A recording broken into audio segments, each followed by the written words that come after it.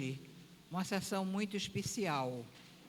Como vocês estão notando, depois de muito tempo, de vários meses, nós estamos hoje especialmente retornando a esta sala, só para esta sessão, que para nós é uma honra tê-la aqui, Maria das Graças. E mostrar a vocês como está esta sala, dois lados já completamente restaurados, da pintura do século XIX, como foi feita à época, e que durante muitas décadas, grande parte ficou encoberta. Isso vocês podem constatar vendo o lado oposto, que só aparecem os painéis. Com a pesquisa mostra que também há o mesmo trabalho, parece madeira, mas não é, do pintor Laçaí. Eu espero, em dezembro do ano passado, o Funcultura aprovou o projeto que nós apresentamos para concluir esses dois lados já feitos, foi na gestão de Lorival Holanda, e agora nós estamos esperando que haja aprovação, aliás, a aprovação já houve em dezembro, que haja a liberação do recurso para que se possa concluir essa sala, que acredito seja uma das poucas, aqui em Recife não conheço outra, mas tenho certeza que com peculiaridades únicas.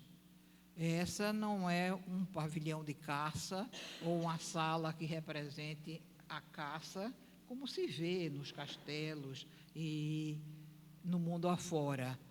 Como o dono da casa, o barão Rodrigues Mendes, era um comerciante que trabalhava com a importação de bacalhau, ele quis prestar uma homenagem à sua atividade profissional.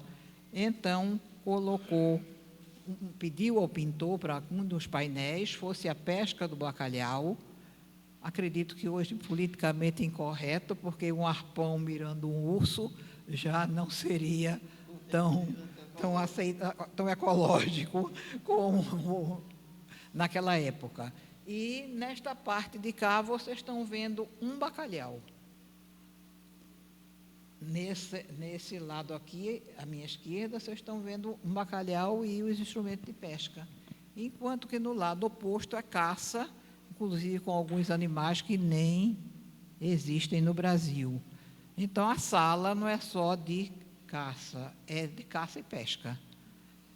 Ao mesmo tempo, os dois últimos painéis, embora tenham um traço europeu de cortinas, jarros, toalha na mesa, mas as frutas colocadas são as frutas tropicais, que eram daqui do pomar e foram escolhidas pelo barão e o pintor para que ele compusesse esses dois painéis. Nós tivemos a oportunidade, não foi, Letícia, de ler um livro escrito por o marido de uma descendente do barão, onde ele conta essa história. Quem poderia imaginar que uma jaca iria figurar tão bonita num painel, numa sala de recepções de um barão na cidade do Recife? Do outro lado, o caju. As folhas tropicais, o tamanho da folha tropical, o caju, o mamão, um abacaxi um pouco agigantado, mas, às vezes, a primeira vez que o pintor talvez tenha visto um abacaxi. E do outro lado, bananas, as frutas do pomar desta casa. Então, estamos ansiosos para que haja essa liberação, que esperamos desde o começo do ano, para concluir e poder abrir a visitação maior, para que todos possam aproveitar dessa peculiaridade da pintura dessa sala. Mas vocês são muito especiais, e a tarde de hoje, como eu disse também, resolvemos, improvisando, reabrir, para que tivessem a oportunidade de ver ou antever o que será quando ela estiver toda composta, e vocês voltarão, então, para reapreciar a sala com a pintura totalmente restaurada. Já está. Eu quero dizer que está representando a Academia Paraibana de Letras, o vice-presidente, o presidente está doente, não é? E então não pôde vir. Mas eu pediria a Mário Hélio para que viesse fazer a saudação à nossa conferencista, já que ele é acadêmico daqui e da Paraíba também. E Maria das Graças é uma pessoa que merece toda a nossa reverência, toda a nossa atenção pelo seu trabalho, pela sua dedicação ao magistério e à literatura. Boa tarde a todos. Eu agradeço a Margarida a honra de poder apresentar agora a colega, não é?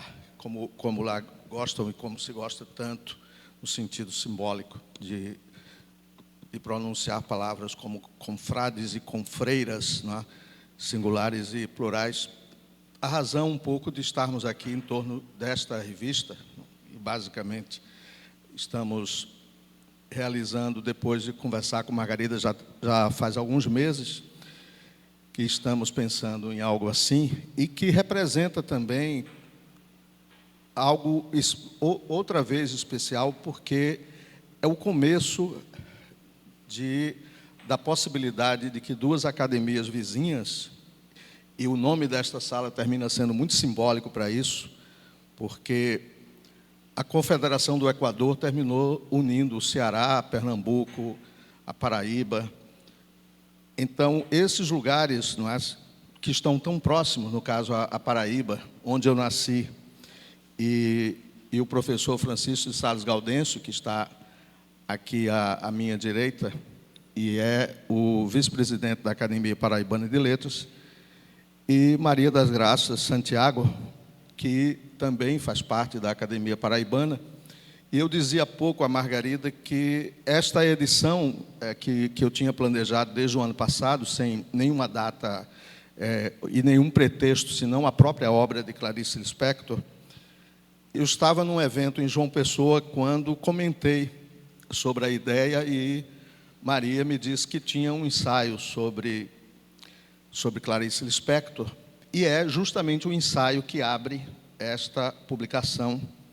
E tem um interesse especial porque cumpre perfeitamente o papel, entendo eu, de uma publicação periódica nestes tempos, que é escrever de forma clara, que é falar de forma clara para o público.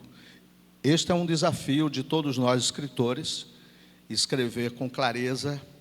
Sempre me lembro das aulas que tinha Guy de Maupassant com Gustave Flaubert, e Flaubert sempre pedia que Maupassant reescrevesse o texto porque não estava claro o suficiente. Então, isso que é da clareza francesa, nós que fomos tão influenciados, né, pela cultura francesa há muito tempo, é também a perseguição de alguns escritores, como Graciliano Ramos, por exemplo.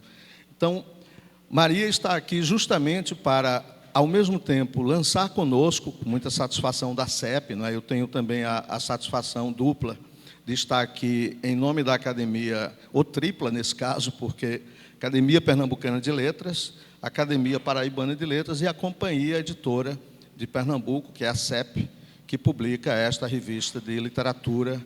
E volto a dizer, como disse em outras ocasiões, especialmente na homenagem a Mauro Mota, né, e Cláudia Aguiar, que todos os acadêmicos, né, das duas academias e de outras estão convidados a colaborar e temos o maior prazer em divulgar também o trabalho de todos os que estão aqui. Então, Maria, ela vai falar sobre o tema, que é o tema dela na revista, e, claro, como conhecedora e também apaixonada pela obra de Clarice, vai nos aportar um pouco mais do que nós sabemos de uma autora de que misteriosa, tanto que está no título como um enigma. Então, eu agradeço a presença também dos meus colegas aqui, Maria das Graças e o professor Francisco Sales Gaudêncio, e outros amigos que vieram de João Pessoa, da Paraíba, para estar aqui conosco nesta sessão, como disse Margarida, é muito especial, não apenas pelo lançamento da revista e a conferência sobre Clarice Lispector, mas porque abre a oportunidade de que as academias possam fazer um trabalho conjunto inclusive num ano em que haverá um encontro de academias em Curitiba, né, lugar onde eu morei, inclusive, muito tempo. E penso que esse trabalho coletivo, quando se tornar ainda mais coletivo, unindo coletividades, 2, 3 ou mais academias, fica mais interessante. Muito obrigado.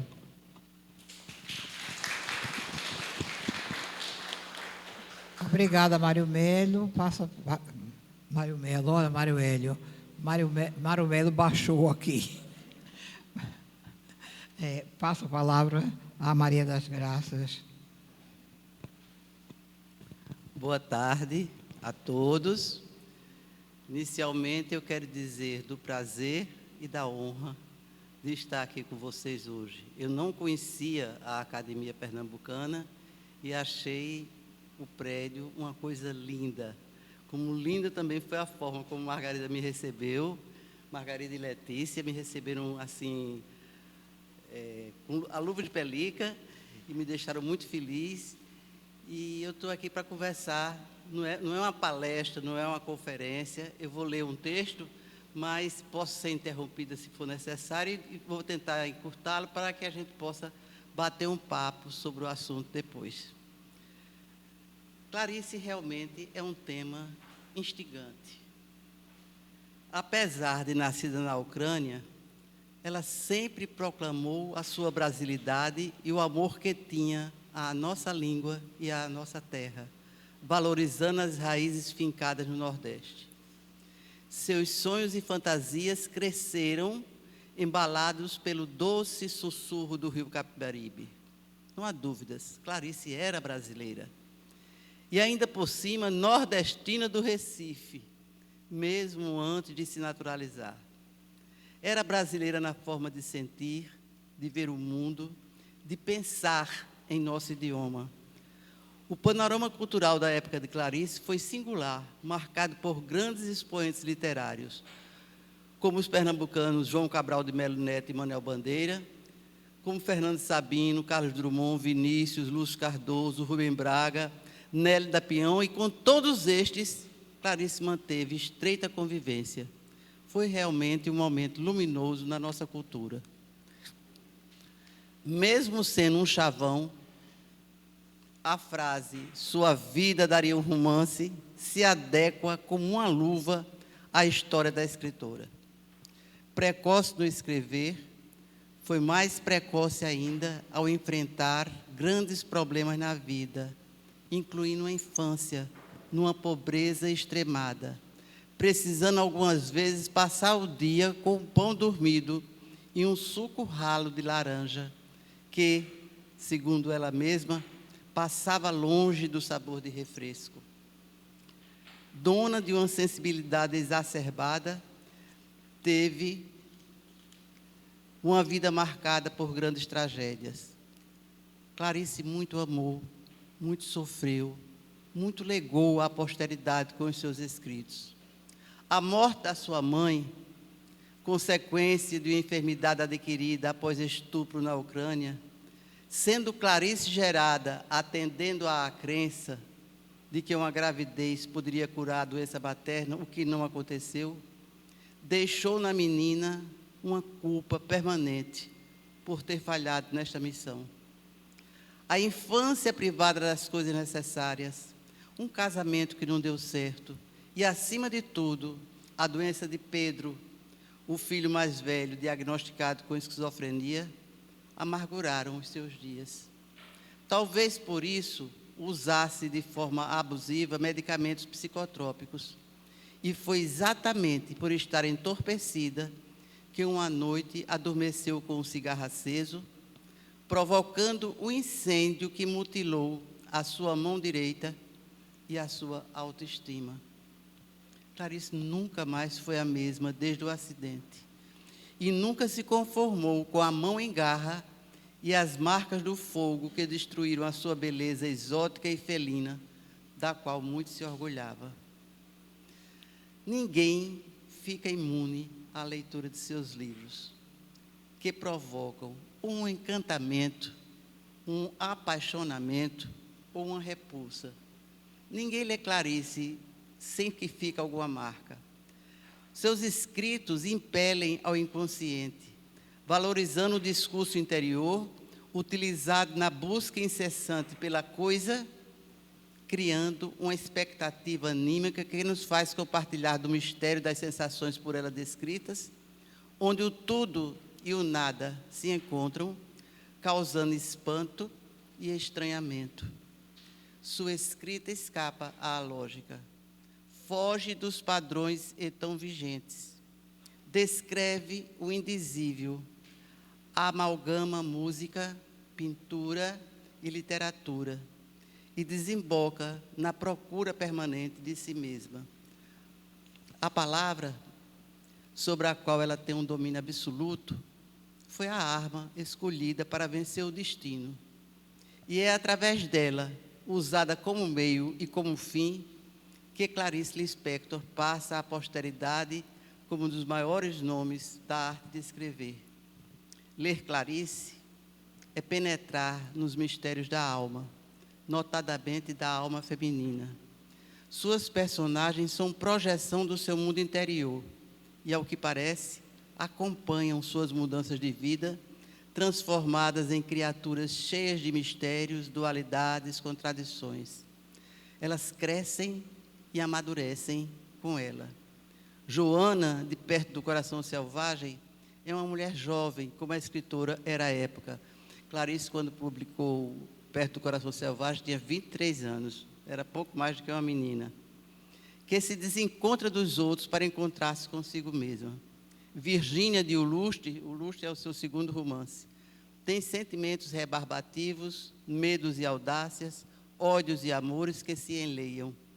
Nela, há uma permanente sensação de inquietude, refletida na atmosfera densa do romance, que é, sobretudo, um mergulho no mundo interior. A Cidade Sitiada, em A Cidade Sitiada, encontramos Lucrécia, que mesmo não tendo consciência disso, vive bloqueada.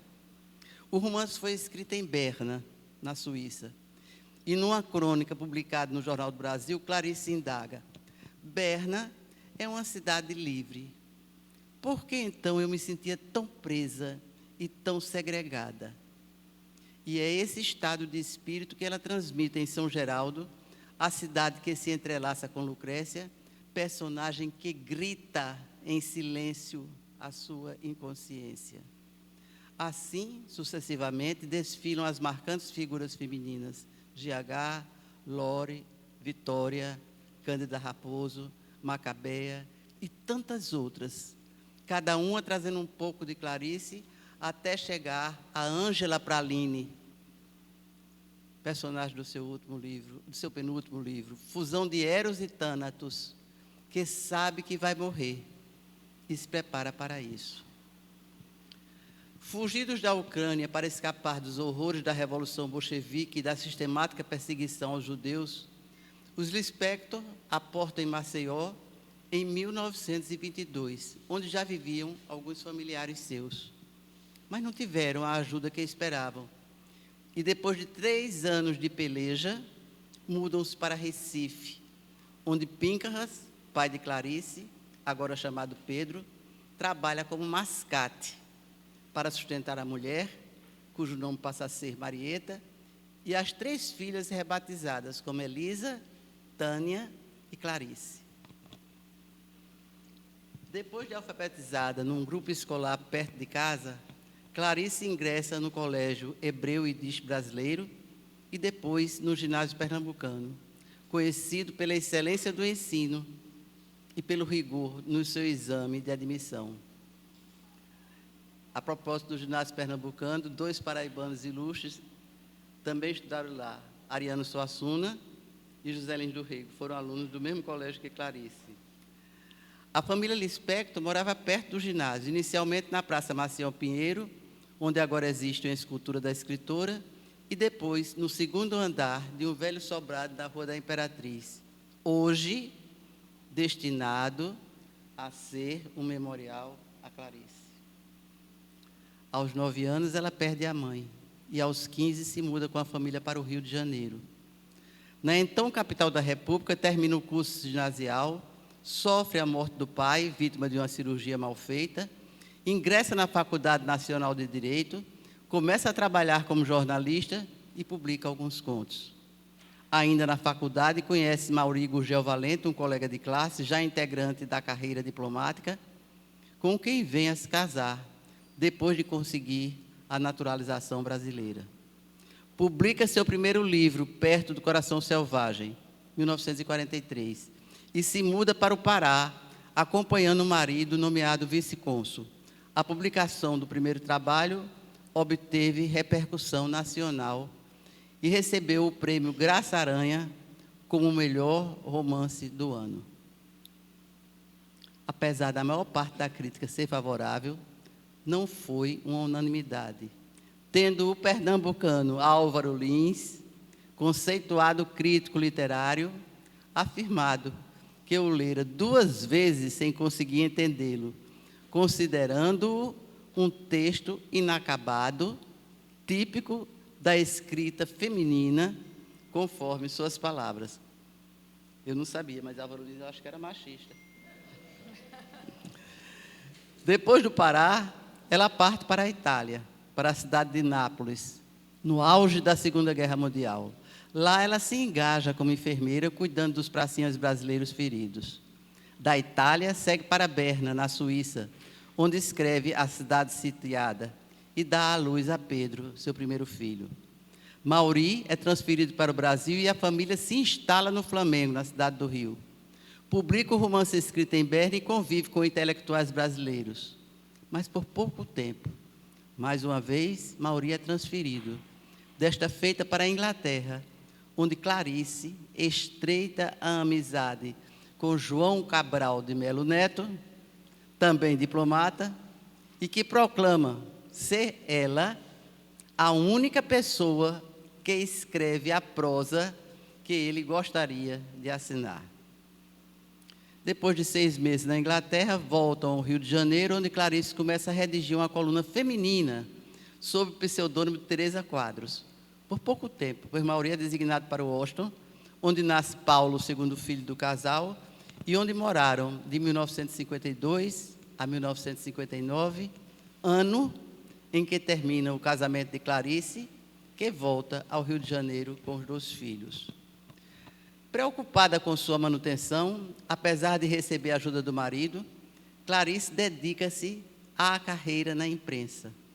Escreve no Correio da Manhã, uma coluna para mulheres, sob o nome de Helen Palmer, e no Diário da Noite, outra página feminina, que vai assinada pela atriz Ilka Soares.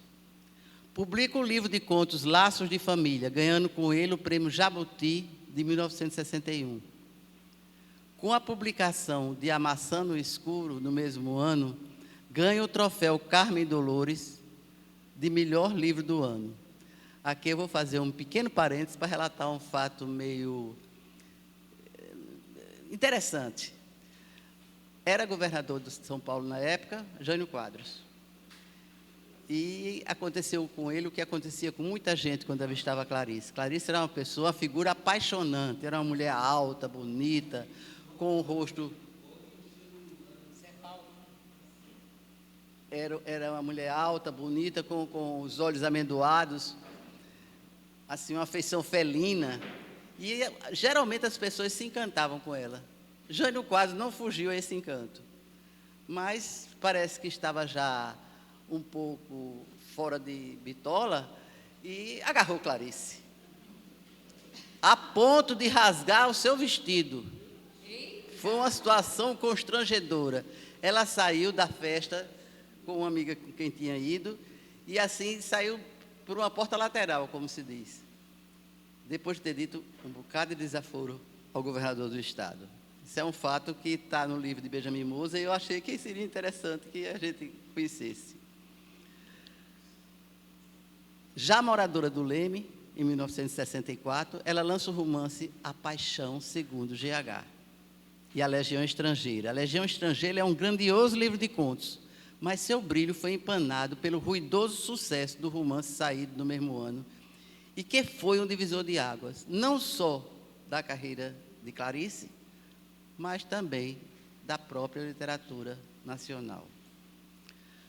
Poucos anos depois, ocorre o incêndio causado por um cigarro aceso que cai da sua mão enquanto ela dormia, fato que eu já mencionei no início do texto, e que ele deixou marcas profundas no corpo e na alma. Quando ela melhora das queimaduras, começa a escrever a coluna semanal no Jornal do Brasil, cujo material foi depois reunido no volume A Descoberta do Mundo. Trabalha para a revista Manchete, fazendo entrevistas com personalidades em voga e faz traduções para complementar a sua renda. Sai a lume uma aprendizagem ou o livro dos prazeres, bem aceito pela crítica, mas que ela considera uma obra menor. Trabalha no texto Objeto Gritante, publicado depois sob o título Água Viva. No meu entender, seu escrito mais rico, uma obra de arte na mais pura acepção da palavra. Em 1974, é dispensada do Jornal do Brasil. Em 1977, publica A Hora da Estrela, seu último romance, 2 meses antes da sua morte, ocorrida em 9 de dezembro deste mesmo ano, um dia antes de completar 57 anos, vítima de um câncer nos ovários. Alguns termos estão estreitamente vinculados à escrita clariciana: fluxo de consciência, epifania, estranhamento, perplexidade, são alguns destes termos. O fluxo da consciência, amplamente utilizado por Clarice, como foi por Virginia Woolf e por James Joyce, é uma técnica literária apartada da linearidade do enredo, mostrando o interior de uma personagem através da realidade dos seus processos mentais, onde conteúdos conscientes e inconscientes se misturam com a realidade. Uma lembrança puxa a outra. Uma sensação evoca uma imagem distante. Uma banalidade pode conduzir a uma reflexão filosófica. O tempo cronológico é substituído pelo tempo psicológico, em que passado, presente e futuro se amalgamam. Epifania, outro termo vinculado à escrita de Clarice, tem o seu sentido original ligado ao conteúdo espiritual. Na religião cristã, ele se refere à visita dos 3 reis magos, quando Jesus nasceu. Mas, a partir de Joyce, passa a ser usado como uma revelação decorrente de um fato, uma iluminação interior, acontecida a partir de uma determinada situação, provocando um momento em que o sentido oculto da vida se revela inesperadamente a uma personagem. Em Clarice, o extraordinário surge de um acontecimento simples, desencadeando uma ruptura na percepção, levando a personagem a enxergar a si mesma de forma completamente nova. Como exemplo deste elemento, pode-se citar o conto Amor, do livro Laço de Família, quando um cego, mascando chiclete, provoca em Ana, heroína da história, um descarrilhamento. Ana sai dos trilhos. A epifania, esta súbita revelação, implica uma ruptura do antigo modo de ser ou de ver a vida. Ana consegue de volta a sua vida depois da ida ao Jardim Botânico, mas sua visão do mundo e de si própria nunca mais serão a mesma. Quando se lê Clarice, há sempre uma descoberta. O significado da sua obra parece infinito. Seus textos são permanentes, como a música. Não foram feitos para uma simples e pura compreensão, mas para serem sentidos e vivenciados, porque não revelam fatos, mas sensações, impressões, sentimentos. Por isso, a sua escrita se funde com as outras artes. Tem melodia e ritmo, tem cores e linhas. Ela mesma considera difusos e inextricáveis os limites que apartam a literatura da música ou da pintura, por serem as 3 artes valorativas de emoções e sentimentos. Como alguns de seus textos, Clarice é um enigma, e a seu respeito constatamos alguns fatos intrigantes. Qual a razão de proclamar não ser dada às leituras, quando se sabe ser justamente o contrário o que se apreende da sua escrita? Um cabedal de informações, certamente proveniente de muito estudo, muita leitura, muita disciplina. Formada em Direito, jornalista atuante, conferencista sempre solicitada, dominava, além dos conhecimentos comuns, elementos preciosos de filosofia, religião, psicologia, literatura, poesia e mitologia. Tal sapiência propicia algumas vezes um paralelo entre ela e Teresa d'Ávila. Ambas, mulheres à frente de seu tempo, donas de uma inteligência privilegiada, escritoras, místicas, acusadas de bruxaria, procurando o autoconhecimento na tentativa de um contato com o infinito e na ânsia de encontrar o estado de graça. Uma é santa, doutora da igreja, a outra profana, acreditando que o milagre é a simplicidade última do existir. Santa Teresa é a mística religiosa, paradigma de fé iluminada pela razão. Clarice, uma iniciada sem seita, ávida de mistério. Viveu sempre à procura da própria coisa. As duas assemelham-se como frutos da mesma árvore. No acervo de Clarice, do Instituto Moreira Salles, encontram-se vários volumes sobre filosofia religiosa chinesa e hindu. Livros sobre o budismo, o zen budismo, o cristianismo, o judaísmo. O livro O Tibetano dos Mortos e o I Ching figuram ao lado de A Imitação de Cristo, do Castelo Interior, que é um livro escrito por Santa Teresa d'Ávila, e da Bíblia. Assim também livros de autores consagrados como Spinoza, Dostoiévski, Hermann Hesse, Catherine Mansfield, Virginia Woolf, Jung e outros luminares. A busca de Clarice foi permanente, sempre procurando a própria coisa. Tudo para Clarice soa como mágico, porque ela era de um misticismo absoluto, afirmando que, abro aspas, o natural é sobrenatural. O natural já é um mistério. Sou assombrada pelos meus fantasmas, pelo que é mítico, fantástico, gigantesco. A vida é sobrenatural, fecho aspas. A procura de Deus permeia toda a sua vida e toda a sua obra. São palavras dela, cito: pedi uma prova de Deus e senti uma coisa intensíssima, um perfume imenso de rosas. Quem sabe este misticismo seja resultado de uma memória ancestral contida no seu inconsciente das muitas gerações do povo judeu a que ela pertencia e a fizesse dizer, abro aspas, amo tanto a Deus que tenho medo de tocar nele com o meu pedido. Meu pedido queima, minha própria prece é perigosa de tão ardente. Pela boca de Ângela Praline, personagem de seu último romance, de seu penúltimo romance, ela reitera, abro aspas, queimo em fogueira inquisitorial. Tenho o misticismo das trevas de um passado remoto e saio dessas torturas de vítima com a marca indescritível que simboliza a vida. Concluindo, deixemos falar Drummond nos versos iniciais do seu poema Visão de Clarice. Clarice veio de um mistério, partiu para outro.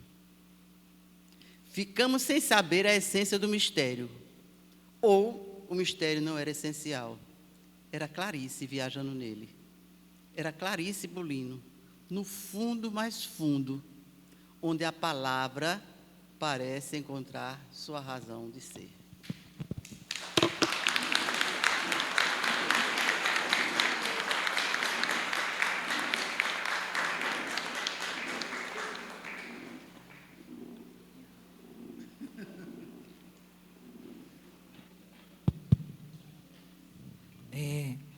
Agradeço muito a professora Maria das Graças pela conferência que nos trouxe agora, como sempre, brilhante, e concedo a palavra ao acadêmico Zé Mário, que também participa do livro. Nem estava nem pensando que ia falar hoje, mas depois que eu vi essa conferência de Maria das Graças, uma coisa me tocou. O primeiro livro de Clarice que eu li foi Água Viva, que é realmente um poema. Aí, então, quando as pessoas perguntam assim, não conhece, nunca leu o Clarice Lispector, eu digo, comece por Água Viva, porque ela não é uma escritora fácil. Né? A Paixão Segundo GH, A Maçã no Escuro, se você começar por aí, você fica logo se afastar um pouco, mas se começar por Água Viva, vai longe. Foi uma pessoa que, até contei a Daniele Romano, que está ali, que me deu um trabalho muito grande, porque ela teve interesse de vir ao Recife, eu queria ver o Recife antes de morrer. E que coisa impressionante, 1 ano antes de morrer.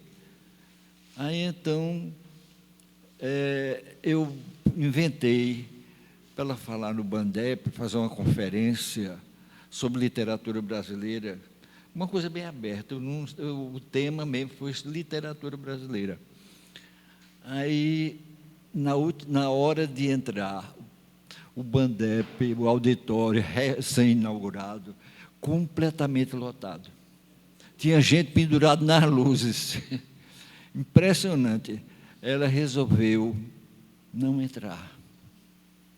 Olhe, eu fiquei arrasado. Eu disse, eu vou levar uma cambada de pau aqui, porque isso, um monte de gente veio para uma conferência e a conferência resolve não entrar, está com medo. Aí eu disse, olha, fazer o seguinte, teve uma intuição, você se agarra no meu braço, você vai entrar comigo, mas não olha para ninguém, nem de um lado nem do outro. Aí deu certo. Eu disse, nem para virar a página do seu texto você vai fazer isso, sou eu que vou fazer. Não precisou. A primeira filha estava Mina Lispector, que é a tia dela. E é uma das pessoas que ela mais gostava da família dela, Mina Lispector. E então deu certo, aí deu tudo certo, não apanhei de ninguém, mas foi uns dias assim gloriosos também, porque tudo que ela queria ver, até tinha uma fome assim, por conta dos remédios, eu acho, uma fome. Chegava estava no mercado São José, vamos ver o mercado São José. Eu quero comer um sanduíche, aí eu, palma, felizmente tinha, né? Aí eu, tomo sanduíche, como sanduíche. Com Coca-Cola, pronto. Olhe, mas foi muito agradável a convivência com Clarice. Fiquei muito amigo dela. E outra coisa na conferência, essa coisa da cartomante, da bruxaria, que ela era muito ligada nessas coisas todas. A cartomante, e por coincidência, eu também gostava muito de ouvir uma cartomante, porque diz assim, eu vi mentira, ouvi essas coisas, mas era bom que é danado. Eu ouvi um bocado de coisa, de previsão. Levei também a Brenan, para conhecer a obra do Brenan, ficou encantada, lá recebida por Brenan, e recebeu um presente imenso, logo 2, uma cerâmica e um quadro. Se levar isso tudo vai ser meio complicado, mas levamos os quadros. E depois eu ia para o Rio de Janeiro, mas aí eu era estudante de Direito, aluno de Margarida, aí ia para o Rio de Janeiro, só ia no fim do ano, dezembro, né? Não falo, não. Não. Aí eu só ia em época de férias, claro, né? Mas aí ela morreu, ela queria me levar a cartomante dela, porque a cartomante dela tinha falado em mim. Ela me disse, quando ela era um rapaz, tudo, magro, com cabelo grande, eu devia ser um espantalho.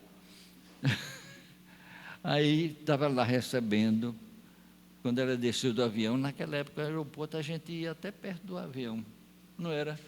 Ia até perto do avião. Desceu, a primeira pessoa que ela viu e falou foi comigo, porque, pelo que a cartomante disse como era, como eu era, e que ia dar certo realmente a visita, e deu muito certo a visita. Ela ficou muito feliz, me convidou para ir à casa dela e me levar a cartomante e aquelas coisas todas. Mas é uma escritora que realmente toca muito. Acho que para quem nunca leu Clarice Lispector, eu acho que não pode deixar de ler, que é realmente uma das maiores escritoras da literatura brasileira. Parabéns, viu, Maria? Você fez uma belíssima conferência.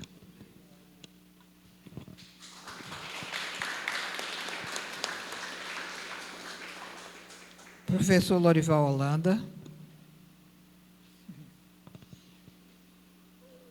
Sem grande coisa, boa tarde a todos, a todas.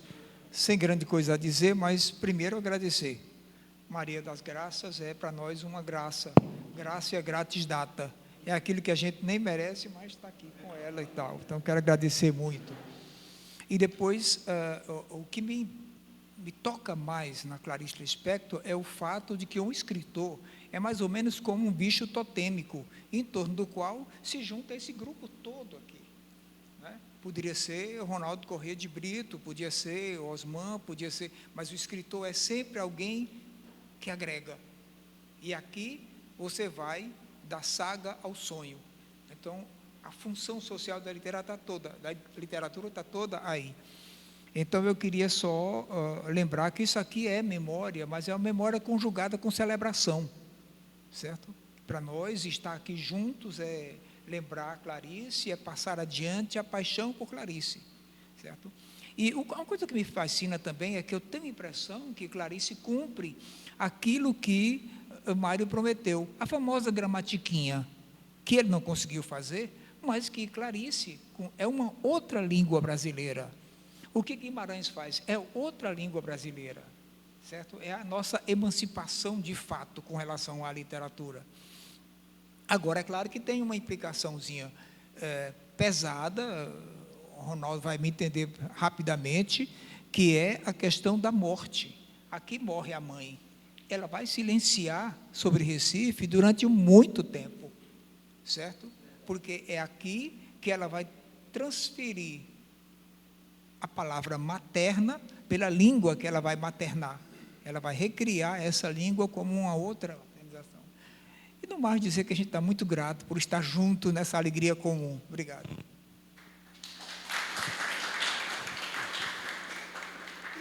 Algum acadêmico deseja mais fazer uso da palavra?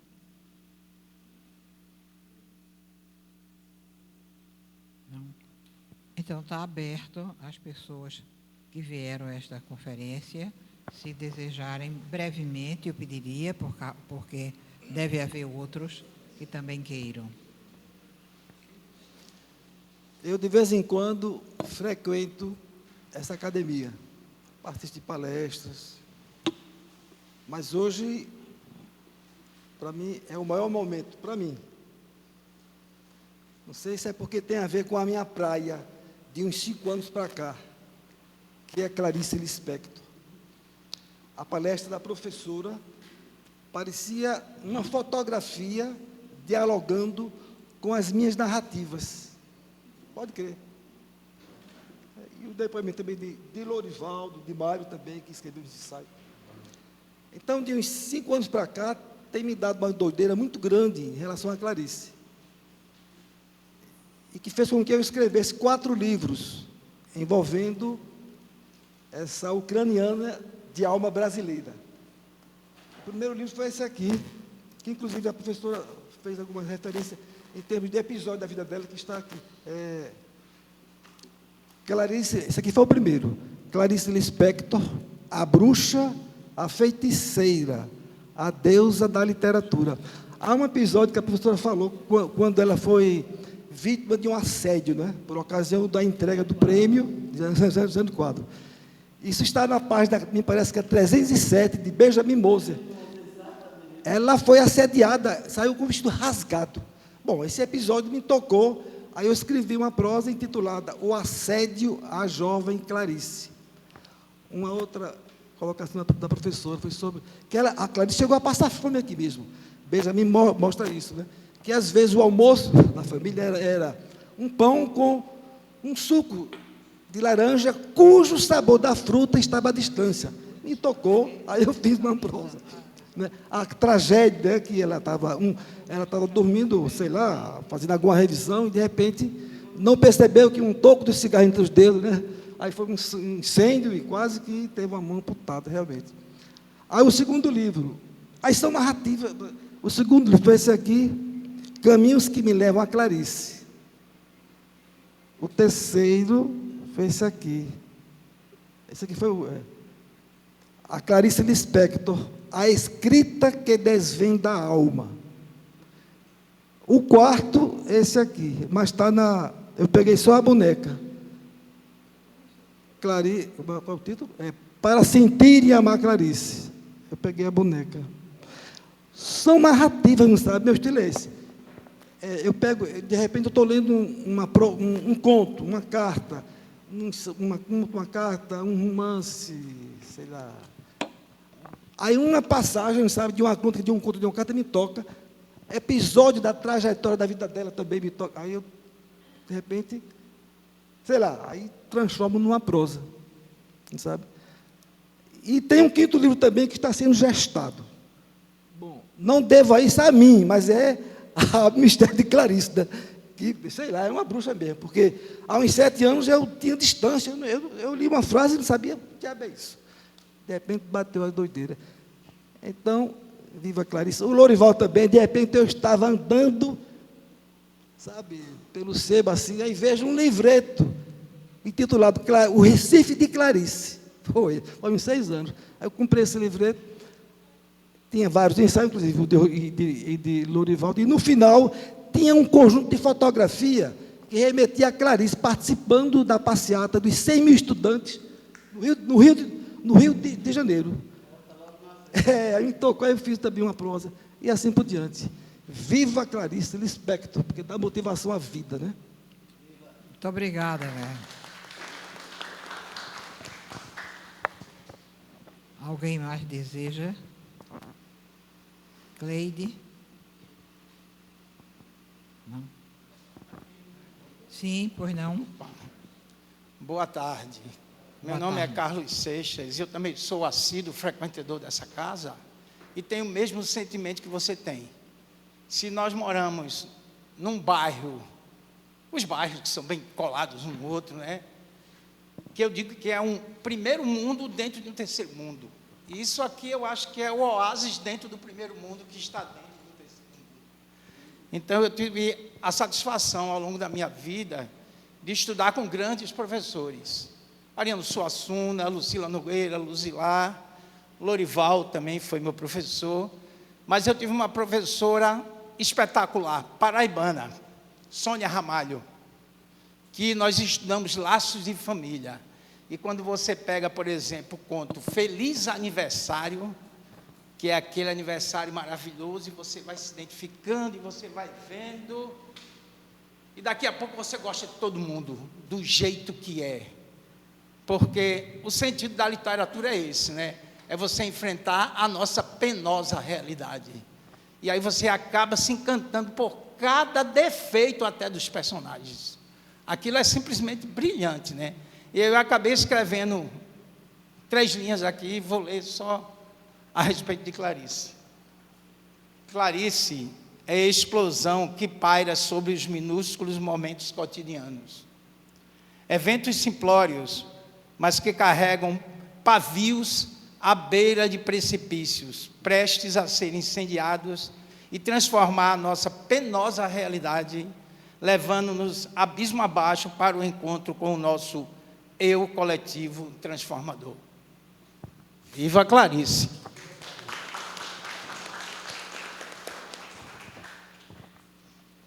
Alguém mais gostaria de usar a palavra? Doutor Zé Paulo.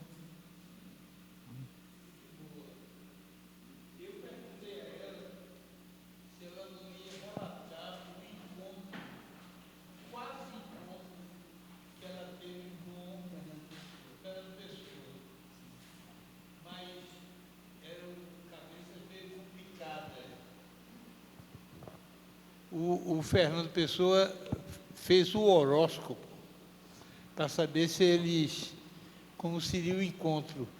E o horóscopo disse que eles não foram feitos para se encontrar. Então ele deixou o livro Mensagem, dedicado a ele e o marido. O marido era um velho amigo de Pessoa. Depois se suicidou, a conferencista omitiu essa tragédia da vida dela. O marido se suicidou em casa, embaixo. Mas aí ele fez o horóscopo, não foi?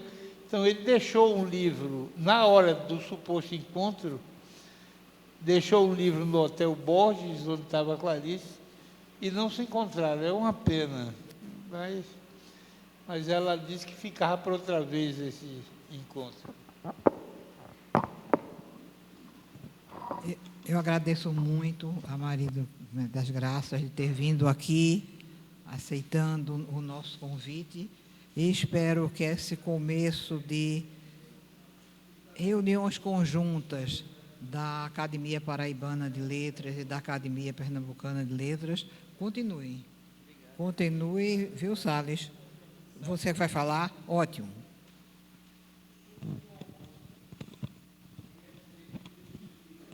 Boa tarde a todos. Professora Margarida Cantarelli, senhoras e senhores acadêmicos. A nossa vinda aqui é acatando uma sugestão da presidente Margarida e do novo acadêmico paraibano-pernambucano, Mário Hélio, de que possamos estreitar o relacionamento entre as duas academias. Geograficamente, nós estamos muito próximos, Pernambuco e Paraíba, e a história tem muito a ver com isso. E ficar feliz com a presença deste relacionamento, que seja Maria das Graças Santiago, minha amiga antiga, porque eu tenho muito respeito, e Maria ocupa na nossa academia a cadeira que pertenceu a José Glaucio Veiga, outro paraibano, também pernambucano, que tem uma grande contribuição à história do Brasil, sobretudo à Faculdade de Direito do Recife. Então, ao cumprimentar todos, eu quero dizer que me coloco à disposição da Academia Pernambucana de Letras para o estreitacionamento desse relacionamento. Ora estejamos aqui e ora os senhores estejam conosco na Paraíba, que será de muita alegria. Parabéns, Maria. Você deu conta do seu recado. Obrigado.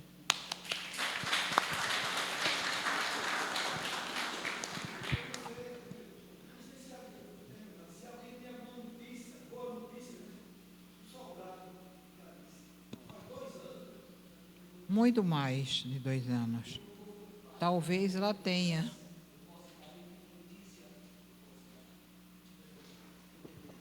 Boa tarde.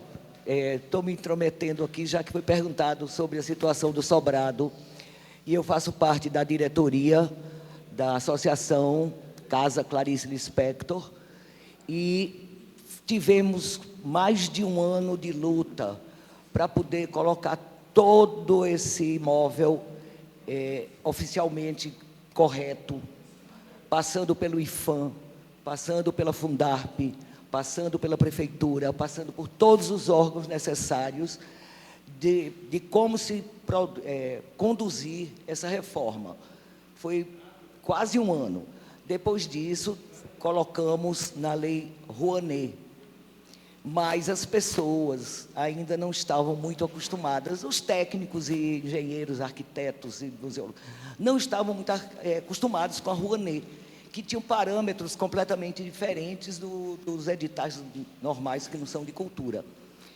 E aí foi corrigido, foi chamado a atenção de alguns parâmetros que não tinham sido cumpridos, foi corrigido isso e, finalmente, há uns 4 meses, já foi aprovado na Lei Rouanet a restauração do prédio, ainda não a montagem do museu, porque são várias etapas e essa primeira etapa de restauro é uma etapa muito cara, muito elevado valor, não é? Porque o imóvel estava prestes a se acabar mesmo, né? Então, foi colocado, e já estamos há 4 meses. Só tinha as paredes externas, não é? Não, todo o prédio, inteiramente, fachada e tudo interno, conforme os parâmetros do IFAM, Fundarp e Prefeitura. Mas estava praticamente né? em Por exemplo, ruínas. a escada. Não, a escada não era exatamente aqui. A escada original era ali. Aí troca a escada. Ah, mas aqui ficaria melhor, daria um elevador. Não é levado em conta, né? São parâmetros rígidos. Não sei, eu conheço esses isso. de restauro. E, então, agora estamos, eu acredito, para mim, é a fase mais difícil de todas, que é captação de recurso. Mas não é a mais difícil, não, porque a mais difícil de todas a gente conseguiu passar, que foi receber a doação em comodato, né, do sobrado, que pertencia à Santa Casa de Misericórdia. Então, tem um trâmite muito longo também para isso. Então, agora está assim, captação de recurso, quem tiver esse veio, né, comercial, que pode se candidatar para nos ajudar. Muito obrigada, eu espero que tenha esclarecido. Obrigada.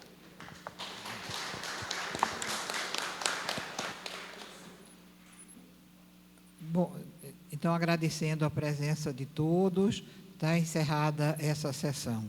Muito obrigada.